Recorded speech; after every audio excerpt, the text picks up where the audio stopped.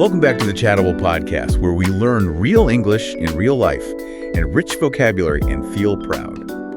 So today, we're unpacking two incredibly descriptive English phrases that really capture the absolute extreme ends of our expectations and, our mental bandwidth. The total extremes, yeah. Right. So we're talking about how to describe a situation that was completely, totally overhyped.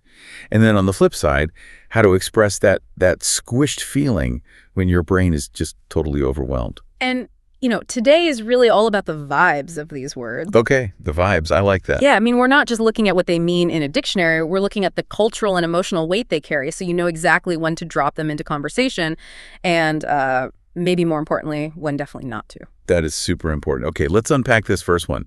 The nothing burger. A classic. It really is. And it's such a brilliant visual analogy. Like, you picture this massive bun, right? Sesame seeds, lots of sauce, representing all this noise and excitement and hype. Mm-hmm. But then you take a bite and there is absolutely no meat inside, just air. Exactly. It's just a witty, really informal way to describe a total flop. Or, a false alarm. Right.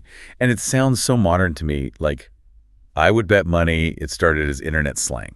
Oh, like a viral tweet or something. Yeah, exactly. It has that internet energy. Well, surprisingly, it actually dates all the way back to the 1950s. Wait, really? The 50s? Yeah. It was popularized by this very famous Hollywood gossip columnist named Luella Parsons. Oh, wow. So not a Twitter thing at all. Not at all. She would build up these massive, scandalous rumors about movie stars, all this hype, right?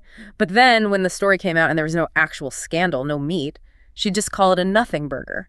That makes total sense. It was the perfect defense mechanism. 100%. I mean, the ultimate historical example of this has to be Y2K, back in 1999. Oh, absolutely. The granddaddy of all nothing burgers. Everyone thought the world was going to end, like power grids failing, planes falling from the sky. And then midnight struck and literally nothing happened. A total nothing burger.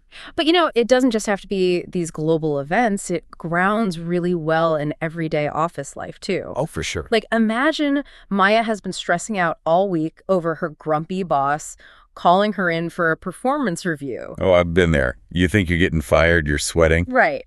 But then she goes into the meeting and the boss just gives her a raise. That whole week of anxiety, a classic nothing burger. Okay, so what does this all mean for how we use it? Can I just call anything that doesn't have a nothing burger? I'm really glad you brought that up because, no, you have to be very careful with the tone. Because it's informal. Exactly. It is highly informal. You must never, ever use it for extremely somber or tragic situations. So not for real bad news. Never. Yeah. Like calling a friend's grief over a loss or a company's genuine bankruptcy a nothing burger will make you sound incredibly dismissive. And honestly, just rude. Yeah, that would be horrible. It invalidates their actual pain. Completely. Keep it to things that were supposed to be a big deal but just weren't. Like the CEO's overhyped tech revolution that just turned out to be a software update. Or like my friend Carlos boarding up his entire basement for this massive storm. Yeah. And then it just barely drizzles. Yes. Perfect example. The threat vanished. Okay, so we just talked about a phrase that describes total emptiness, a bun with nothing inside. Now let's swing to the exact opposite.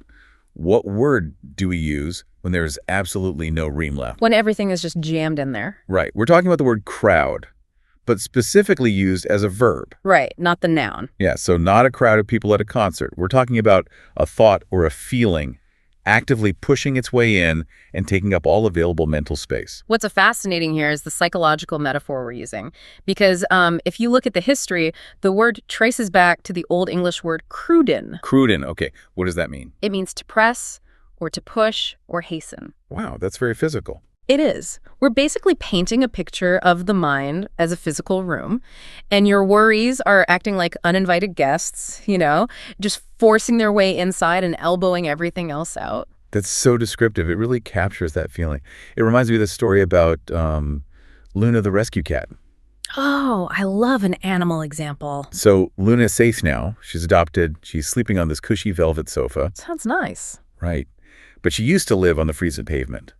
And even though she is perfectly safe now, those memories of the cold pavement still crowd her mind. Wow. Yeah, they just push right in. Exactly. They force their way in, leaving absolutely no room for her to actually feel safe at the present moment. That is such a poignant way to look at it. And humans experience the exact same thing. Like when we bring our baggage into a new situation. Exactly. Or just blurring boundaries. Like, take David. David is at a nice family dinner, but he has all these mounting work deadlines, and they start to crowd his mind, even while he's sitting with his kids. He can't even hear them laughing because the work worries are taking up all the space.